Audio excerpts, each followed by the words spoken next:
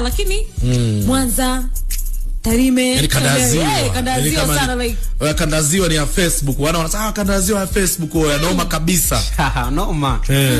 Kule kwa sababu tu wanapenda bata sana, alafu pia naweza nikasema upande wa kule na mashabiki wengi pia. Kwa sababu unaweza kukuta klabu moja unarudi mara 5, mara 6, 7. Ujue basi unafanya vizuri kwenye hiyo klabu. Yeah. Lakini sasa swali ni pale, yani ubize ni mwingi nje ya Dar es Salaam. Hata kama unaishi Dar es Salaam, ni nini ambacho kiko hapo? Ina maana gigs nyingi Dar es Salaam, hakuna michongo na nini?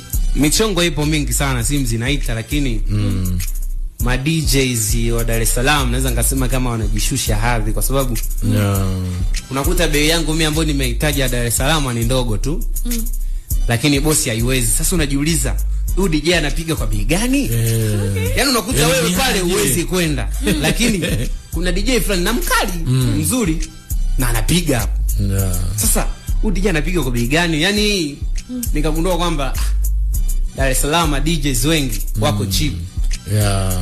Yaani wako cheap sana, yani ndio maana wa DJs Dar es Salaam asilimia kubwa wanadharaulika. Bosi akisema, akiona wewe haupo, anasema DJ wako wengi.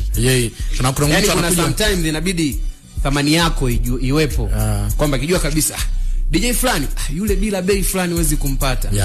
DJ Facebook yule bei fulani umpati yule.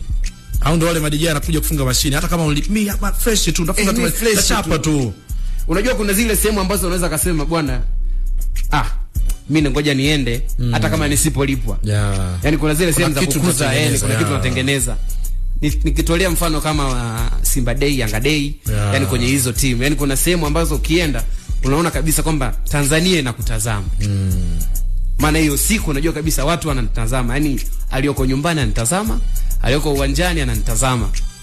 Kwa pale unaenda kuongeza kitu.